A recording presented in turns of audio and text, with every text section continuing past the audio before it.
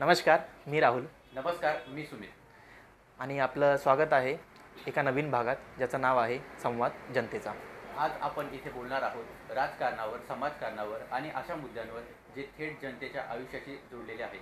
तर आज आपल्यासोबत जोडलेले आहेत सौ दीपाताई गवते. तुमचं या चॅनलवर स्वागत आहे. त्या प्रभाग क्रमांक 1 ब मधून भारतीय जनता पक्षाच्या अधिकृत उमेदवार आहेत. नमस्कार, मी सौ दीपा राजेश गवते. यापूर्वी मी प्रभाग क्रमांक 3 दीघा येथील नगरसेविका होती. मी प्रभाग समिती अध्यक्ष देखील 2 वर्ष राहिलेली आहे दीघा वॉर्डमध्ये. आता माझ्याकडे प्रभाग क्रमांक 1 ह्या पॅनलचं नेतृत्व करण्याची मला संधी मिळालेली आहे. तुम्ही आतापर्यंत सांगितलं की मी या प्रभागाची मी नगरसेविका होते. तर तुम्ही तुमच्या प्रभागामध्ये नागरिकांशी संपर्क कशा प्रकारे करत होते? नागरिकांच्या गाठीभेटी घेणं, त्यांचे फोन अटेंड करणं, कुठे काहीही समस्या झाली, कोणाचं ॲडमिशन असू दे, हॉस्पिटलची कामं असू दे किंवा इतर वैयक्तिक कामं देखील असू दे किंवा नागरी प्रश्नांवरती समस्या असू दे, महापालिकेच्या माध्यमातून त्यांना काही समस्या असतील तर त्या सोडवण्यासाठी मी त्या ठिकाणी थेट पोहोचलेली आहे आणि त्यांच्या ज्या समस्या आहेत त्या समस्या जाणून त्यांचं निवारण करण्याचं काम मी केलेलं आहे. ठीक आहे. आणि आता सध्याचा प्रभागाचा सर्वात अपूर्ण प्रश्न तुम्हाला काय वाटतं तुमच्या मते? माझ्या मते बघा, प्रभाग क्रमांक 3 मध्ये यापूर्वी मी नगरसेविका होती. प्रभाग क्रमांक 4 मध्ये माझे मोठे दीर नवीन दादा होते. प्रभाग क्रमांक 9 मध्ये अपर्णाताई होत्या. परंतु ज्या प्रभागामध्ये आम्ही तीनही नगरसेवक सोडून ज्या ठिकाणी आम्ही तिथे पाहिलेलं नाही आहे किंवा त्या भागाचे आम्ही नगरसेवक नव्हतो, अशा ठिकाणी फार समस्या आहेत. म्हणजे नागरी ज्या मूलभूत सुविधा असतात की गटर मीटर वॉटर, ह्या समस्या देखील फुलफिल झालेल्या नाही आहेत. तर सर्वात आधी तर त्या सोडवायच्या आहेत. त्यानंतर ईश्वरनगर असेल, बालाजीनगर असेल, बालीनगर असेल किंवा इलठणपाडा, कन्यानगर असेल, सुभाषनगर, या ठिकाणी खूप मोठ्या प्रमाणामध्ये नशा करणारी मुलं आहेत. तर नशेकडे खूप कल चाललेला आहे यंग जनरेशनचा. तर कुठेतरी त्याच्यावर आळा घालावा. कुठेतरी गुंडागर्दी खूप मोठ्या प्रमाणात वाढलेली आहे. ज्याप्रमाणे दिल्लीमध्ये शांततेचं वातावरण आहे तिथे नाही आहे जाणवत आहे. आणि तिथले नागरिक अगदी म्हणजे लहान मुलं असतील, मुली असतील, ते सुरक्षित नाही वाटत आहे त्यांना. त्यामुळे भयमुक्त वातावरण झालेलं आहे. ते जीव हातात घेऊन, मुठीत घेऊन जगत आहेत. तर त्यांच्यासाठी मला खूप काही करायचं आहे. म्हणून मला प्रभाग क्रमांक 1 मध्ये नेतृत्व करण्याची संधी मिळाली तर सगळ्यात आधी मी त्याच्यावरती जास्त भर देईल की एकतर मला सर्व प्रभाग हा नशामुक्त आणि गुंडागर्दी आहे, भयमुक्त आहे करायचा आहे. आणि ह्यासाठी मी पोलीस प्रशासनाकडून असेल किंवा इतर कोणत्या मार्गामधून सगळीकडे आळा घालण्याचा माझा मोठा प्रयत्न असेल. तर ह्यासाठी मी तिथे प्रयत्न करेन. बोलताना तुम्ही उल्लेख केला की तुम्ही आधीही नगरसेविका होता. तर तुम्ही नगरसेविका असताना तुम्हाला भेटलेल्या निधीचा वापर कशा प्रकारे केला? प्रभाग क्रमांक 3 मध्ये तुम्ही नगरसेविका होता तेव्हा. बघा, प्रभाग क्रमांक 3 मध्ये एकतर बिंदू माधवनगर, गणेशनगर, आंबेडकरनगर, दुर्गानगर येतो, पण आणि गणपतीपाडा येतो. पण हे बाकीचे जे ठिकाण आहेत त्या ठिकाणी माझी मोठी जाऊ सर्वात आधी नगरसेविका होती 2005 ते 10 मध्ये. आणि 2010 ते 15ला माझे मोठे दीर म्हणजे नवीन गवते दादा हे नगरसेवक होते. परंतु 2015ला जेव्हा प्रभाग क्रमांक 3 माझ्याकडे आलेला तेव्हा त्यातला म्हणजे बिंदू माधवनगर, गणेशनगर, आंबेडकर नगर ह्या व्यतिरिक्त गणपतीपाडा, फुलेनगर आणि सावित्रीनगर हा नव्याने जोडलेला होता. आणि ह्या आधी म्हणजे मी नगरसेविका होण्याआधी तो जो प्रभाग आहे तो दुसऱ्या पक्षाकडे होता. तो जो प्रभाग आहे तो शिवसेनेकडे होता आणि तिथे शिवसेनेचे 4 दिग्गज नगरसेवक निवडून आले होते. परंतु त्या प्रभागामध्ये म्हणजे गणपतीपाडा, सावित्रीनगर आणि फुलेनगर या ठिकाणी कोणत्याही प्रकारचं काहीही काम झालेलं नव्हतं. तर माझ्यासाठी मोठं चॅलेंजिंग हे त्या प्रभागात होतं. आणि हा जो प्रभाग बाकी इतर जो 70% भाग होता हा वेल सेटल होता. कारण या ठिकाणी आधीच आमच्या घरातले 2 नगरसेवक झालेले होते. मग इथले रस्ते असतील, अंतर्गत रस्ते असतील, गार्डन असेल, फुटपाथ असेल, त्यानंतर तलाव असेल आणि स्मशानभूमी असेल, बहुदिशीय इमारत असेल, हे सर्व झालेलं होतं, तयार होतं. परंतु गणपतीपाड्यामध्ये काहीच विकास झालेला नव्हता. ह्या माझ्या आधी 4 पुरुष नगरसेवक झालेले होते जे दिग्गज नगरसेवक आता पण उभे आहेत आपल्यासमोर. पण तिथे झाला नव्हता. मग त्याच्यासाठी मग मी तिथे अशी पडीक ढासळलेली स्मशानभूमी होती. त्या स्मशानभूमीमध्ये अगदी लाकडं देखील विकत घेतली जात होती. परंतु गणेश नाईक साहेबांचं विजन होतं की मोफत लाकडं. त्या अंतर्गत मी तिथे लाकडं मोफत केली. संपूर्ण स्मशानभूमी आहे ती अद्ययावत केली. आज तुम्ही पाहिलं असेल त्या स्मशानभूमीचं भव्य दिव्य असं स्वरूप त्या स्मशानभूमीला आहे. म्हणजे आत गेल्यावर तुम्हाला समजेल की ती स्मशानभूमी आहे, परंतु बाहेरून तुम्ही कोणाचा बंगलो आहे या प्रकारची ती स्मशानभूमी आहे. तुम्ही पाहिलं असेल गणपतीपाड्याची स्मशानभूमी. बाजूला त्या स्मशानभूमीचा विस्तार करून तिथे दफनभूमी देखील केलेली आहे. त्यानंतर आपण तिथे वारंवार लाईट जायची, विद्युत खंडित व्हायची, कारण की तिथे एकच ट्रान्सफॉर्मर होतं, ते विटाळ्यावरून लाईट ट्रान्सफॉर्मरची लाईट जोडलेली होती. त्यामुळे स्वतंत्र असे गणपतीपाड्यासाठी 2 ट्रान्सफॉर्मर घेतले. आणि प्रत्येक वर्षी मी निवडून येण्याआधी प्रत्येक वर्षी त्या ठिकाणी थोडा जरी पाऊस पडला तरी पूर्ण वस्ती जी आहे गणपतीपाडा ती जलमय होऊन जायची. त्याच्यामध्ये कमरे एवढं पाणी भरायचं प्रत्येकाच्या घरामध्ये. त्यांचे अन्नधान्य असतील, फर्निचर असतील, कपडे असतील याची नासधूस व्हायचं. आणि प्रत्येक वर्षी हे चालू होतं. कोणी लक्ष दिलं नव्हतं म्हणून चालू होतं. मी सर्वात आधी तो नाला बांधून घेतलेला आहे, जो नैसर्गिक नाला होता परंतु तो बांधलेला नव्हता. तो नाला बांधून घेतलेला आहे. डोंगराचं पाणी त्याच्यावरून येतं, वाघोबा नगरवरून. आणि मग तो आपला ठाणे बेलापूर रस्ता आहे त्याच्या खालून घेऊन ग्रीनवर्ल्ड सोसायटीला वेढा घालून तो पाठीमागे खाडीला जॉईन केलेला आहे. एवढा मोठा नाला जो आहे तो 3 करोडचा बांधण्यात आलेला आहे. स्मशानभूमी आहे ती देखील 2.25 करोडची बांधण्यात आलेली आहे. त्यानंतर तिथे गार्डन नव्हतं, स्वतंत्र असं गार्डन त्या ठिकाणी आपण पेट्रोल पंपच्या बाजूला तुम्ही पाहिलं असेल तर ते उपलब्ध करून दिलेले आहे. ओपन जिमचे साहित्य ठेवलेले आहेत. त्यानंतर आपण बालवाडी गणपतीपाड्यामध्ये आज म्हणजे मी निवडून आली तेव्हा बालवाडी देखील नव्हती. मी महापालिकेकडे पाठपुरावा केला, परंतु तिथे समजलं की खेळवाडी आणि बालवाडीसाठी जी पटसंख्या असते ती पटसंख्या कंप्लीट व्हायला पाहिजे. मी माझ्या स्वखर्चाने त्या ठिकाणी शिक्षिका असेल, मदतनीस असेल, मुलांचा खाऊ असेल, बालवाडीचा भाडं असेल, हे सगळं पदर खर्चाने 5 वर्ष त्या ठिकाणी कार्यरत ठेवली. 5 वर्षानंतर महापालिकेकडून पाठपुरावा करून आज ती बालवाडी महापालिकेच्या माध्यमातून चालू झालेली आहे. आज त्या ठिकाणी शिक्षिका असेल, मदतनीस असेल त्यांना रोजगार उपलब्ध करून दिलेला आहे. त्यानंतर त्या ठिकाणी माझ्या आधी एकही मुलगा महापालिकेच्या माध्यमातून कामाला लागला नव्हता. आज त्या ठिकाणी 20पेक्षा जास्त मुलं महापालिकेमध्ये कामाला लागलेली आहेत. हे सगळं जे केलेलं आहे ते मी प्रभाग क्रमांक 3 मध्ये, आणि माझा जास्तीत जास्त निधी हा मी प्रभाग क्रमांक 3 अंतर्गत तुम्ही रस्ते पाहिले असतील. बरोबर. सावित्री नगरला अगदी दलदल होतं, त्याच्या बाजूलाच धोबी घाट आहे. धोबी घाटच्या पाण्याने ते पूर्ण दलदल एरिया होता. तर त्या ठिकाणी आणि रेल्वेच्या ट्रॅकच्या बाजूलाच आहे सावित्री नगर. त्या ठिकाणी मी TWTचा रस्ता तयार केलेला आहे. आज तुम्ही पाहिलं असेल की व्हाईट टॉपिंगचा रस्ता आहे. तुम्ही पाहिलं असेल की आपल्या दिघा प्रभागात प्रभाग क्रमांक 3 असेल, 9 असेल, या ठिकाणी आपण बहुउद्देशीय इमारत केलेली आहे. आणि या 3 मंजिला बहुउद्देशीय इमारत आहे. आणि या बहुउद्देशीय इमारतमध्ये दोन्हीकडे पहिल्या मजल्यावरती महापालिकेच्या माध्यमातून महिला प्रशिक्षण केंद्र राबवलं जातं.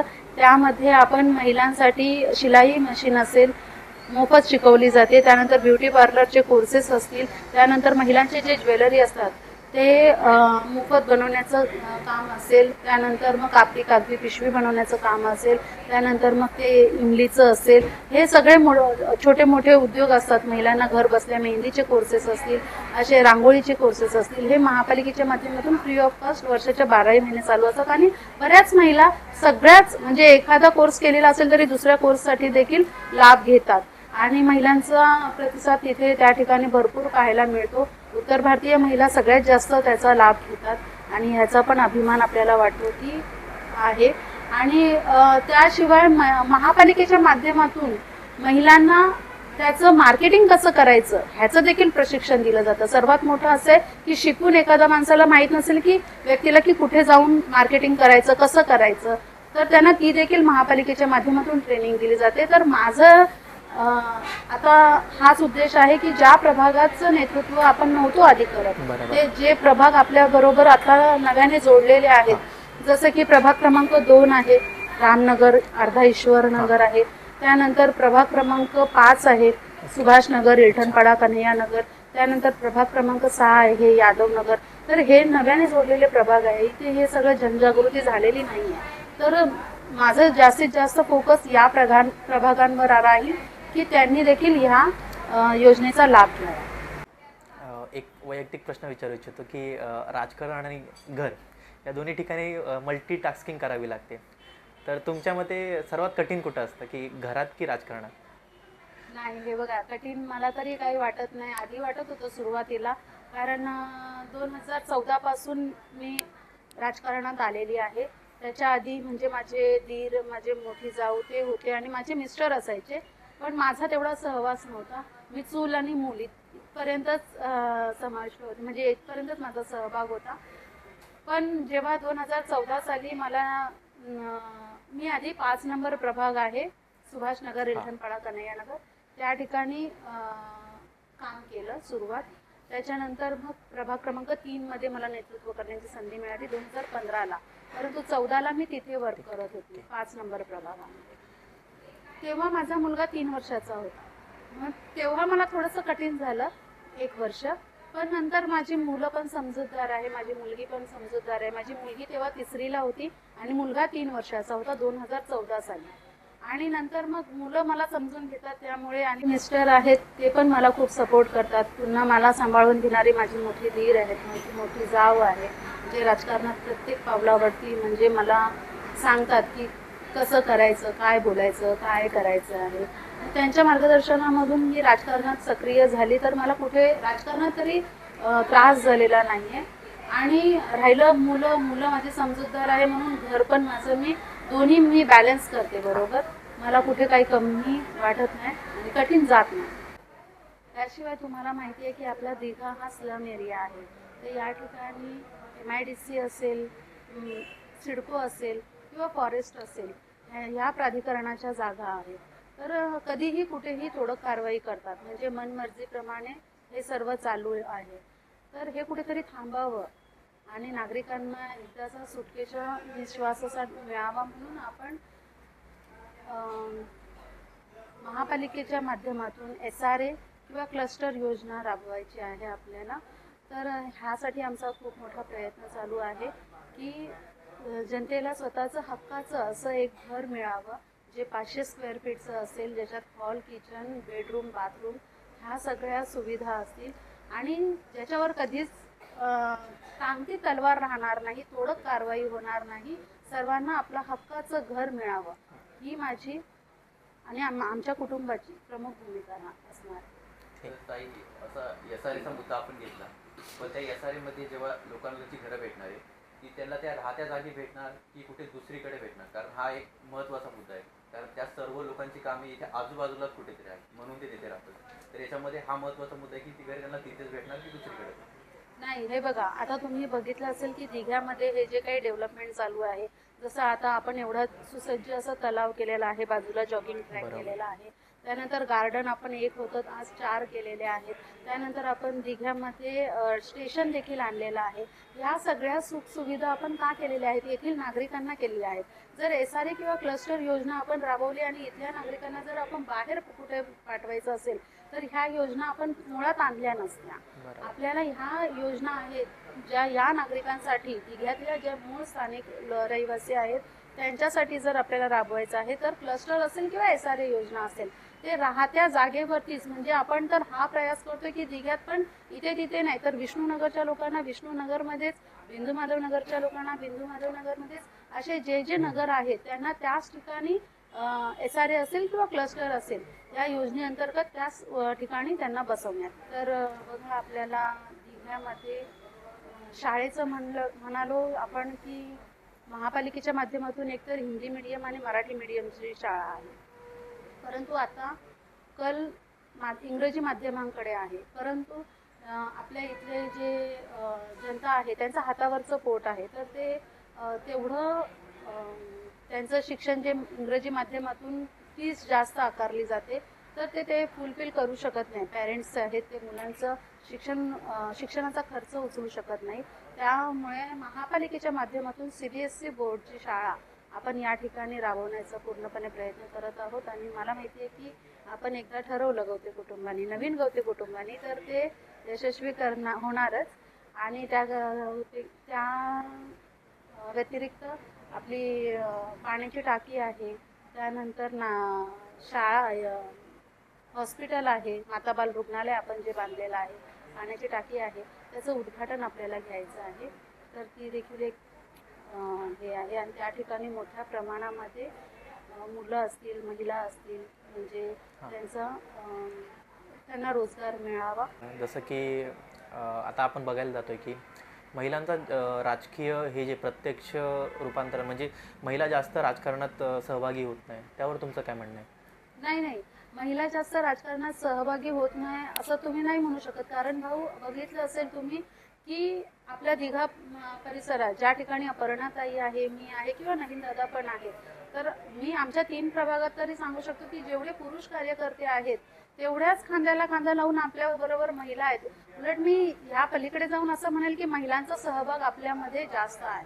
तुम्ही बघत असाल मोठ्या प्रमाणात कोणताही छोटा कार्यक्रम जरी लावला, अगदी हळदी कुंकूला तर महिला येतात, पण इतरही कोणते कार्यक्रम आपण सामाजिक, धार्मिक, राजकीय कोणताही कार्यक्रम लावा की त्याच्यामध्ये महिलांचा प्रतिसाद उत्स्फूर्त असा पाहायला मिळतो आपल्याला. पण त्याच्यामध्ये असं निर्णय क्षमतेचे जे काही काम आहे त्यामध्ये आपल्याला फार मोजक्याच महिला दिसतात की ज्या निर्णय क्षमतेमध्ये, ज्या प्रमाणात पुरुष निर्णय क्षमतेच्या कामामध्ये आहेत त्या प्रमाणात महिला दिसत नाही. तर त्यांचे सक्षमीकरणासाठी तुम्ही काय करू शकता? नाही, हे बघा, महिला सक्षमीकरण केंद्र आपण या ठिकाणी चालू केलेलं आहे सर्वात आधी. आणि आधी मी तुमच्या प्रश्नाचं उत्तर देऊ इच्छिते की तुम्ही म्हणता की महिलांना म्हणजे त्यांचा निर्णय आपण ग्राह्य धरत नाही. तर असं नाही, आपण पुरुष प्रधान संस्कृती पूर्णपणे मोडीच काढलेली आहे आणि महिलांना पुरुषांच्या बरोबरीने त्याच्यापेक्षा देखील एक पाऊल पुढे टाकून महिलांचे निर्णय हे आपण पुढे ठेवतो. महिला ज्या सांगतील त्याच्यावरती आम्ही विचार विनिमय करून ते कार्यक्रम आम्ही आधी राबवतो. म्हणजे काहीही त्यांनी सांगू दे, एखादा कोणता त्यांचा वैयक्तिक निर्णय असेल तर तो निर्णय आम्ही ग्राह्य धरला जातो. त्यामुळे असं म्हणता येणार नाही की महिलांना वाव दिला जात नाहीये. उलट पुरुष प्रधान संस्कृती आम्ही मोडीच काढलेली आहे.